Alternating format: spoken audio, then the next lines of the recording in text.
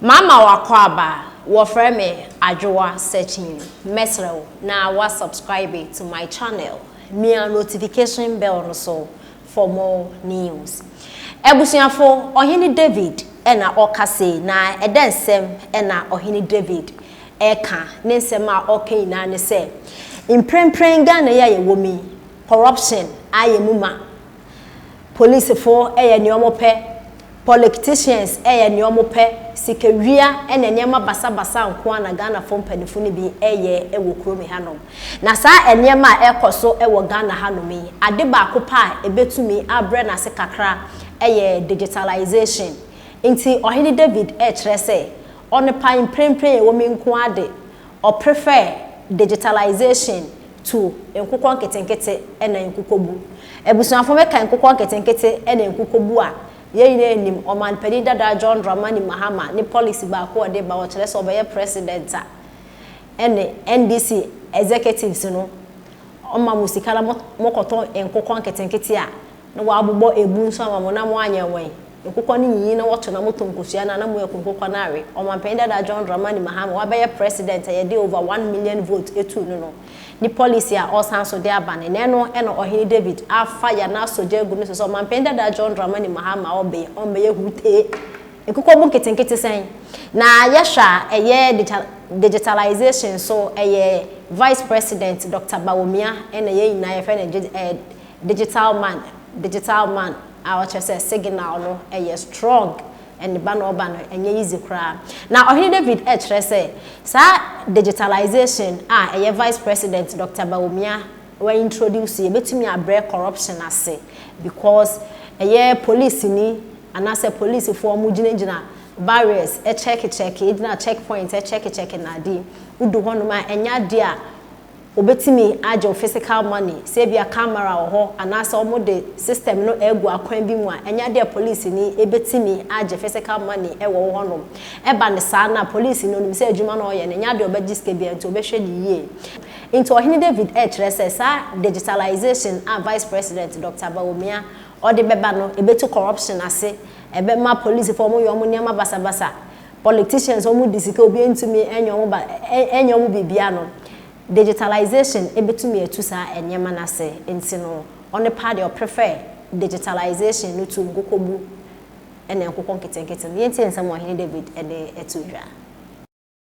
ai man to aba ma John Mahama edimi anwe ne 2020 ntino sese mo ye asoso akoko esachira kromakro enye ho enso Ashanti region to Abama NDC as in all the regions it is in the record. And you are saying only message onka oba then obeye Mimi David me say niema me hwe kwa me say betumi asesa Ghana police ni bia no we say ogina obi ka achi eje physical money ye pe digital way mobile monfa machine bi mra eno na eba ba be si corruption na ekoso say police need to share Ghana driver ono anim say na light nye light na nye no okọ nanim kakra accident betumi asi na waje na 5 Ghana cedi 10 Ghana cedi 20 Ghana cedi ube wu Ghana kra ye sign juice kan san wakowu no aka tell say now you can go and one no be okọ ya hwe you and onim say okọ no obekum nipa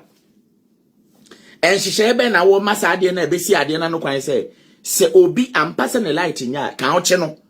ye fa no nko se ka bi a ye mo no across traffic light ye nche no ye mo nika sa sika ni nyina aboa no a ye nkwa mo no ne ko bobosia because sa sika no okuro no ma ye di bi ya akwan yen traffic light ho obi a obetwa mu bia na se obebreach rules no ye gine sika e ka o man num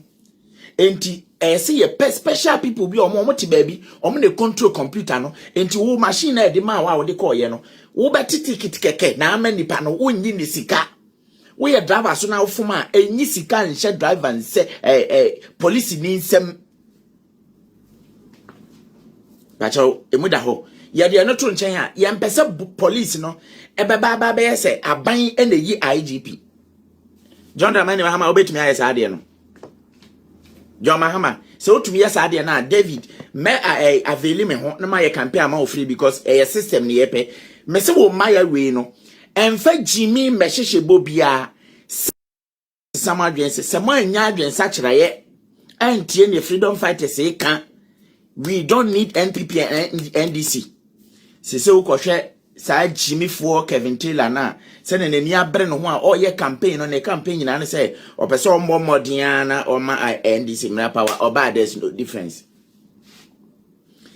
Kevin Taylor to me yana enye ono mpo na eye NDC fo yi se ndemo di Jimmy se koto abama wo mo a there is no difference. Before I proceed in bacho me de me ye adwuma ese me ye nyina me srɛ mo ma mo remfi sei NPP guso ye nnwuma enye me na mebɔ ho dawura mo ye mpese beduru ho no mo de eno no ba be kyerɛ na nipa to abama mo beba be ka se o ma anye hwe na me nso me mpese me ye hypocrite. Meka John Dramani Mahama de mediki aka akira mo say NPP project bureau say de ben bureau no me pa ocha mombo modern na monko ho nkohwe we eye ne efiri esrem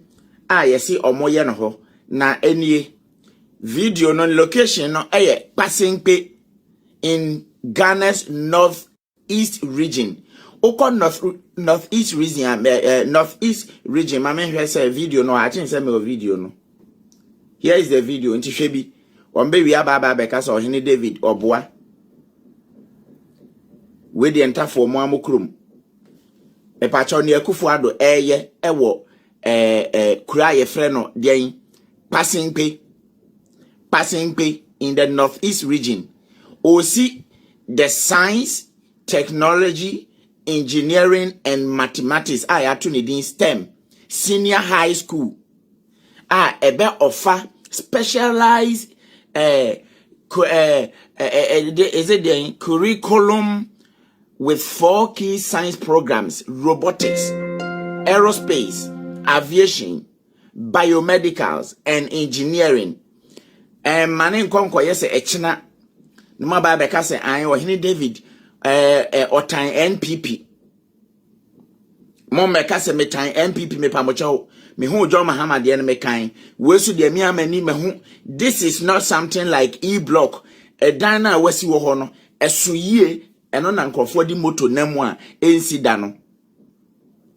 enti NPP sem NDC mo ye nokwafo a mo ma Kevin Taylor enko ho nso na onko Pasingpe onko nkotwa free northeast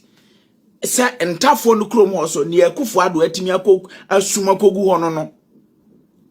we men kasa ma NPP fo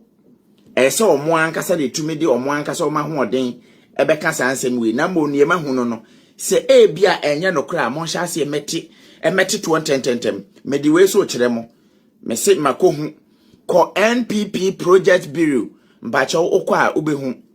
NPP project bureau and okwa obehu pictures actually say construction of Jamestown fishing harbor is fully on course. Nkoko pie so 1 hour ago and I'm say hey ne ekoso ho no mama meka akira mbaba beka say okra onye ni papa uhu project ya wonka enti me the project ni bi